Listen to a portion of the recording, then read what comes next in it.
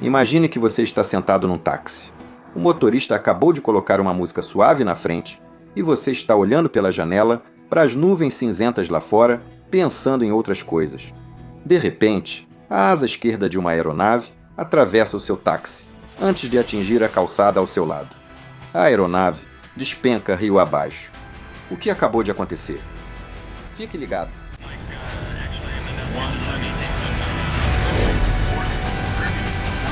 Muito obrigado à Curiosity Stream por patrocinar este vídeo.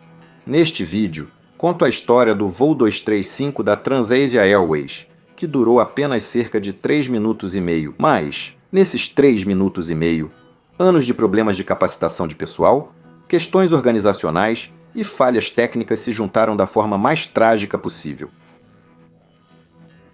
Este vídeo aborda a perda de vidas, espectadores sensíveis, atenção.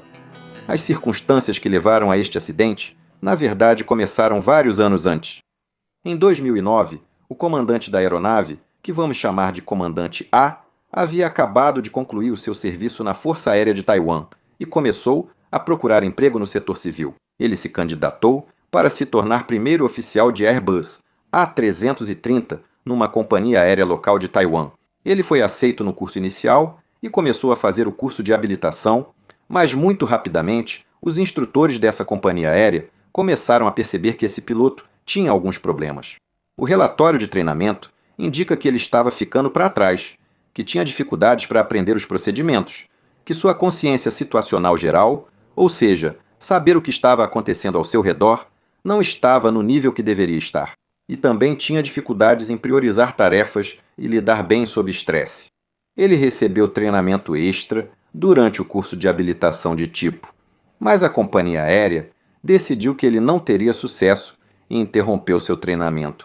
Isso aconteceu em março de 2010 e alguns meses depois, em agosto de 2010, ele se candidatou a outra companhia aérea, desta vez a Transasia Airways, e foi bem sucedido na entrevista, começando seu treinamento no ATR modelo 72500. Desta vez, ele teve sucesso no treinamento e iniciou como copiloto. Ele voou com sucesso como copiloto por cerca de 4 anos e, em abril de 2014, chegou a hora de fazer o treinamento de upgrade de comando para se tornar comandante. No treinamento de upgrade de comando, surgiram outros problemas.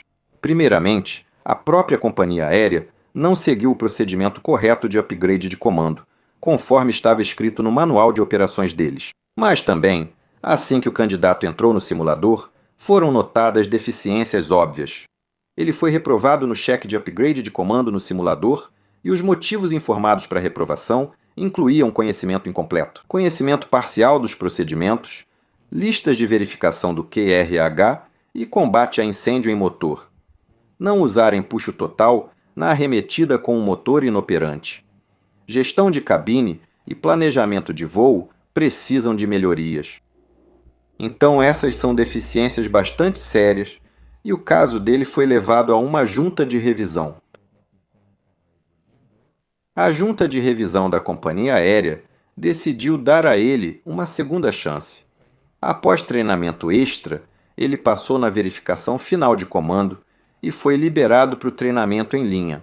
Durante o treinamento de linha, outros instrutores questionaram sua capacidade, mas, após alguns voos extras, ele obteve o comando e passou a atuar como comandante na frota ATR 72500.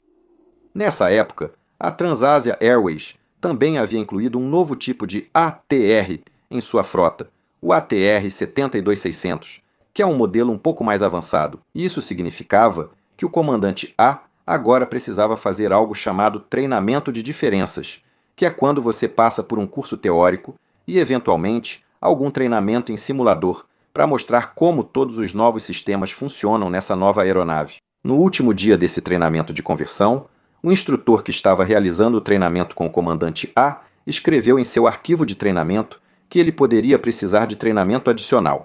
Ele acrescentou, de forma preocupante, para verificar os procedimentos de pane de motor após a decolagem, e fato.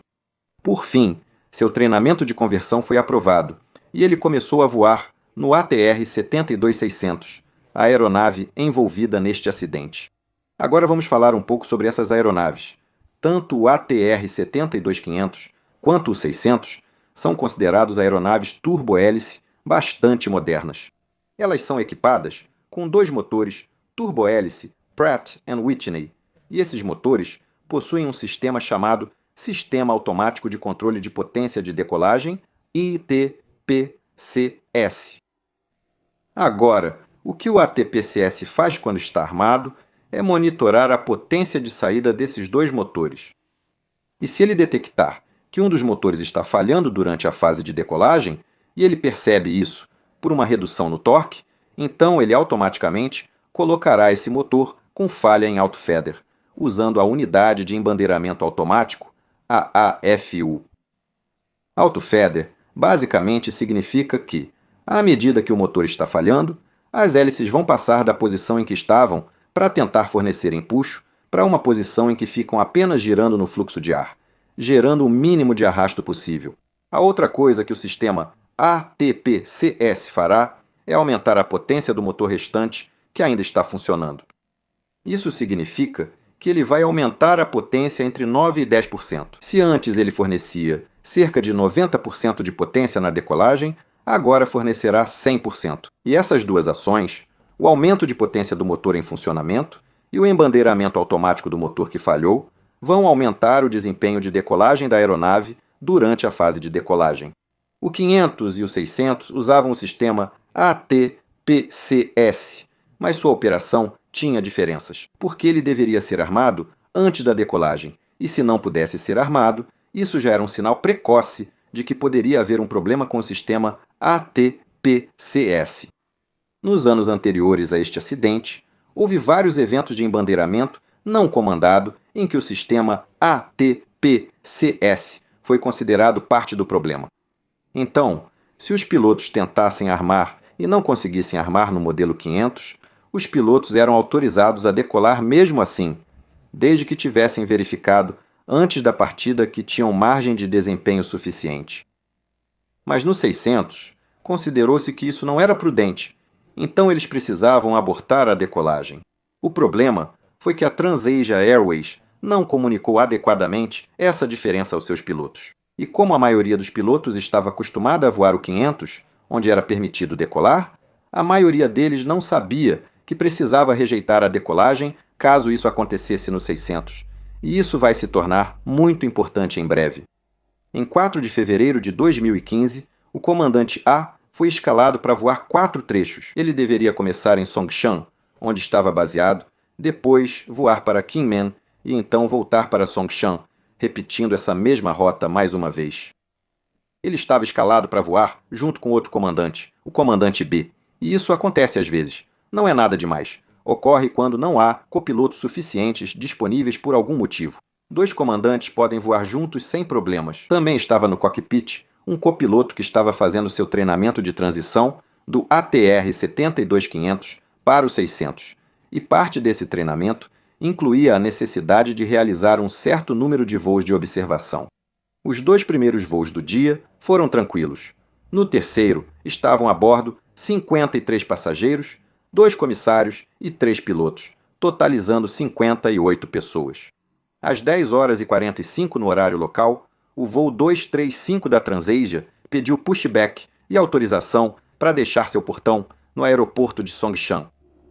Eles receberam autorização para a saída murcha para Quebec, que os levaria a uma curva à direita, e em seguida subida até uma altitude de 5.000 pés. Nessa saída, havia também a chamada saída padrão por instrumentos em caso de pane de motor, uma rota específica a ser seguida se houver falha de motor, porque a SID, saída padrão por instrumentos autorizada, pode ter obstáculos mais altos, impossíveis de superar com desempenho de apenas um motor. Não há sinal no gravador de voz do cockpit de que tenham discutido isso ou outra parte da emergência antes da decolagem. O tempo no aeroporto estava bem agradável. Havia uma camada de nuvens cobrindo a 2.800 pés, boa visibilidade, e o vento estava alinhado com a pista 10. Esta seria a pista de decolagem. O comandante B seria o piloto monitor neste voo. Ele estava sentado no assento direito e o comandante A era o piloto em comando, designado para todos esses 4 voos, sentado à esquerda. Ele seria o piloto que estaria nos comandos nesse voo e completaram os procedimentos de pré-voo conforme os procedimentos operacionais padrão. Eles ligaram os motores e começaram a taxiar para decolar. Durante o taxiamento, o gravador de voz do cockpit registrou várias conversas entre o comandante B e o primeiro oficial no assento extra. Parece que o comandante B estava, na verdade, instruindo os primeiros oficiais sobre as diferenças no modelo ATR-70 e 2600. Mas o problema aqui é que durante o taxiamento, isso é considerado uma fase estéril do voo. É uma parte do voo em que só devemos falar sobre assuntos realmente operacionais. E ele instruir o copiloto aqui pode potencialmente atrapalhar um pouco o CRM entre os dois pilotos, já que o comandante A, neste caso, ficou fora da comunicação. Ele só se concentrava em taxiar enquanto os outros dois pilotos conversavam. Antes de falarmos sobre o acidente, quero compartilhar uma mensagem rápida de um dos meus patrocinadores, que torna possível para mim e minha equipe criar esse tipo de vídeo. Agora, sei que vocês veem meus vídeos porque gostam de aprender novidades e descobrir detalhes nerds de cada história. E se isso for verdade, vocês realmente deveriam conferir o patrocinador deste episódio, que é o Curiosity Stream. Curiosity Stream é um serviço de streaming por assinatura de altíssima qualidade, com milhares de ótimas histórias e documentários não ficcionais de alguns dos melhores cineastas do mundo. Estou vendo uma série chamada O que deu errado no desastre do ônibus espacial Challenger. É terrível, mas muito interessante. Se você pensa, Peter, isso parece interessante, considere ajudar apoiando meu patrocinador. Desça até a descrição, clique no link curiositystream.com/mentorpilot e use o código de cupom MentorPilot. Isso te dá 25% de desconto na assinatura anual, que sai por apenas $14,99 ao ano, um valor incrível pelo que oferece. Agora, voltando ao vídeo. Às 10 horas, 51 minutos e 39 segundos, a aeronave inicia sua rolagem de decolagem. Apenas 4 segundos depois, o piloto monitorando exclama: ATPCS não armado. O piloto nos controles exclama: sério? E o piloto monitorando responde: sim, decolagem inibida. E isso é então repetido pelo piloto nos controles. Lembre-se do que falamos anteriormente, que se o sistema ATPCS não armou, isso poderia ser um indicativo de outros problemas. Bem, o que realmente aconteceu aqui é que, dentro da unidade de autofeeder do motor número 2, o motor do lado direito, um conector começou a apresentar alguns problemas. A solda em uma das peças do conector começou a desenvolver microfissuras. Devido a essas microfissuras, o conector não envia sinais consistentes ao ATPCS, e é por isso que não está armando. Mas é aqui que o comandante A toma a primeira de muitas decisões misteriosas durante este voo. Porque mesmo que ambos os pilotos tenham dito decolagem inibida, indicando que estão cientes de que no 600 não deveriam continuar a decolagem com esse problema, ele agora se vira e diz: ok, continue a decolagem. E a decolagem prossegue. O piloto monitorando parece concordar com isso, e é impossível saber exatamente por que eles pensaram dessa forma. Mas existe a possibilidade de que, como ambos os pilotos tinham voado a maior parte de sua experiência no ATR 72500, onde eles eram autorizados a continuar a decolagem se o desempenho fosse suficiente, é possível que isso tenha prevalecido nessa situação. Alguns segundos depois, o piloto monitorando olha e percebe que o sistema ATPCS agora está armado e ele anuncia isso. Ele também anuncia 70 nós, que marca a transição entre o regime de baixa velocidade e o de alta velocidade no ATR, e a aeronave acelera normalmente. Atinge V1, faz a rotação e recolhe o trem de pouso normalmente. Após recolherem o trem de pouso, os pilotos discutem brevemente se o ATPCS não armou devido ao ângulo incorreto da alavanca de empuxo e seguem subindo.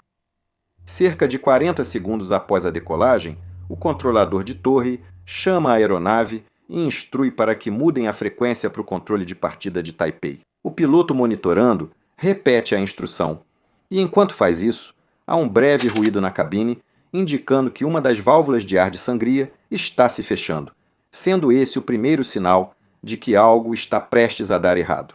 Logo em seguida, ouve-se o alarme mestre soando na cabine, E enquanto isso acontece, a aeronave está em uma curva à direita, passando por 1.200 pés. O que está realmente acontecendo é que o conector defeituoso, dentro das unidades de autofeeder do motor número 2, está começando a enviar sinais para o sistema ATPCS, de que o motor precisa acionar o autofeeder. O sistema, então, reage como se esse motor tivesse falhado e começa a acionar o autofeeder da hélice. O sistema também fecha a válvula de sangria de ar do motor número 1 e faz o uptrim nele, ou seja, aumenta a potência desse motor para maximizar o desempenho disponível. Enquanto isso acontece, o EWD, o visor de alerta do motor dentro do cockpit, mostra corretamente a pane por apagamento do motor 2 na decolagem e também exibe os itens da checklist que o piloto precisa seguir. Agora, algumas coisas acontecem rapidamente. O comandante A anuncia: "Tenho o controle", e desliga o piloto automático. O piloto automático do ATR 72600 é muito eficiente. Ele pode lidar com pane de motor na decolagem, porque compensa automaticamente o leme, e tem amortecedor de guinada potente que neutraliza o empuxo assimétrico da falha. Mas, como o comandante A agora desconectou o piloto automático, isso significa que ele precisa pilotar a aeronave manualmente, o que aumenta a carga de trabalho tanto para ele quanto para toda a tripulação. Depois, o comandante A anuncia: "Vou recuar a manete do motor número 1. Isso não faz sentido porque tudo no cockpit indica que é o motor número 2 que está com problema. Até mesmo o EWD está mostrando isso. Então, o piloto monitorando responde: "Espere, vamos conferir." Mas o comandante A o interrompe e pede para engatar o modo de proa, pois agora seguem um SID, que não podem cumprir e precisam virar à esquerda para seguir o SID de saída com o motor inoperante. Então, o comandante B se distrai brevemente com isso. Ele entra no modo de proa e informa uma proa de 092 graus para o comandante A. E então, o comandante B continua tentando lidar com a pane em questão. Mas ele não percebeu que o comandante A já havia reduzido a alavanca de potência do motor número 1. A aeronave agora está iniciando uma curva à esquerda de 131 graus, para aproximadamente 0,92 graus de proa. Ela está a uma altitude de 1.485 pés, e a velocidade é de cerca de 106 nós, diminuindo. Já se passou pouco mais de um minuto desde o início desta emergência. O comandante B, piloto monitor, está executando o checklist de falha de motor. Ele lê em voz alta: "Apagamento do motor, conferido. Uptrim do motor, conferido. Autofeeder do motor, conferido." E o piloto nos comandos responde: "Ok." Alguns segundos depois, o piloto monitorando olha para cima e diz: "Verifique a velocidade, pois ela caiu para 101 nós, pouco acima da velocidade de stall." Inexplicavelmente, o piloto nos comandos responde a isso com: "Reduza o número 1", e ele reduz ainda mais o motor ativo. Infelizmente, o piloto monitorando não percebeu que o comandante fazia isso, pois ainda lia a checklist. E ele chega a um ponto em que diz: "Ok, o apagamento do motor número 2 agora está confirmada." E o piloto nos comandos responde: "Ok." Mas ele ainda não aumenta a potência na manete de potência do motor número 1. Às 10 horas, 53 minutos e 9 segundos, a aeronave atinge sua altitude mais alta registrada de 1.630 pés. Neste ponto, ela não tem empuxo suficiente para continuar subindo, então o modo de arfagem muda de IAS, que é um modo que proporciona uma subida contínua, para manutenção de altitude. Apenas alguns segundos depois disso, o primeiro aviso de stall soa na cabine. O piloto que estava pilotando, Capitão A, anuncia: "Terreno à frente", e o piloto monitorando responde: "Ok, confirmado. Abaixe", provavelmente se referindo ao ângulo de arfagem, para que ele abaixe o nariz da aeronave e saia do stall. O copiloto no assento de observador intervém: "Você está baixo", seguido de outro aviso de stall e o manche vibrando. O piloto monitorando diz: "Ok, empurre, empurre para trás", o que soa um pouco estranho e provavelmente quer dizer empurrar o manche para frente, para baixar o nariz da aeronave. Lembre-se de que é uma tradução para o inglês e pode não ser perfeita. Mas ele também diz: "Espere um segundo, potência, potência, provavelmente indicando que a potência não está sendo aumentada no procedimento de recuperação de stall. E o piloto que estava pilotando responde aumentando a alavanca de potência do motor número 2 e reduzindo ainda mais a do motor número 1, piorando ainda mais a situação. A aeronave está inclinada 20 graus à esquerda e passou do rumo 0,95, agora seguindo 0,50 graus. A altitude está caindo. Eles estão a 1.526 pés e a velocidade voltou a 101 nós. Agora, o piloto que estava pilotando, Capitão A, está prestes a cometer seu maior erro. Porque 5 segundos depois, o Capitão A anuncia: Número 1, hélice embandeirada desligada, indicando que ele está prestes a realmente desligar o motor número 1. Lembre-se, essa não é responsabilidade dele. Isso é algo que o piloto monitorando deveria estar fazendo, utilizando a checklist e conferindo com seu colega. O piloto monitorando responde: Número, Feather, demonstrando possível confusão. Nesse momento, a aeronave enfrenta vários avisos de stall, vibração do manche e até acionamentos do empurrador do manche. Às 10 horas, 53 minutos e 35 segundos, a aeronave parou sua curva à esquerda e agora iniciou uma curva à direita para tentar corrigir e voltar à proa de 0,95 graus. Nesse momento, o piloto monitorando finalmente chama Mayday, Mayday para o controle de tráfego aéreo, ainda na frequência da torre, sem ter mudado. Mas ao mesmo tempo em que o piloto monitorando faz esse chamado de Mayday, outra chamada é ouvida na torre, o que impede o controlador de tráfego aéreo de ouvir corretamente o que o voo Transásia 235 está realmente dizendo. Eles simplesmente assumem que a aeronave voltou para a frequência. Então, em vez de reconhecer o chamado de Mayday, o controle de tráfego aéreo chama novamente a aeronave para mudar para a frequência de partida.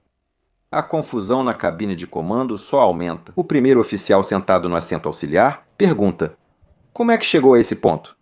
E o piloto monitorando, Capitão B diz: Perdemos os dois lados, finalmente reconhecendo a gravidade do problema. Quando o piloto que estava nos comandos ouve isso, ele diz: Reinicie o motor. E então repete exatamente essa mesma frase 7 vezes durante os poucos segundos que restam deste voo. Porque a aeronave já desceu mais de 1.000 pés e se aproxima de 500 pés, quando o piloto monitorando alcança e coloca novamente a alavanca de condição do motor número 1 para cima. E isso inicia o procedimento de religamento do motor. Mas já é tarde demais. Às 10 horas, 54 minutos e 27 segundos, o piloto que estava nos comandos, Capitão A, diz suas últimas palavras no gravador de voz da cabine, que são: Uau! Puxei o manete do lado errado, indicando que ele agora entendeu o que causou o problema o tempo todo. Enquanto ele diz isso, a aeronave entra em uma inclinação à esquerda, e ao fazer isso, também entra num stall aerodinâmico, do qual não será possível se recuperar. A inclinação aumenta de 10 para 80 graus, enquanto a aeronave se aproxima de um viaduto rodoviário sobre o rio Keelung. Ela atinge um táxi que trafega pela estrada, e o momento é registrado por uma câmera de painel de um carro atrás do táxi. A asa esquerda, então, atinge a estrada e o guardrail na lateral da via, antes da aeronave continuar descendo em direção ao rio Keelung, aumentando ainda mais a inclinação, o que faz com que ela atinja o rio em posição invertida.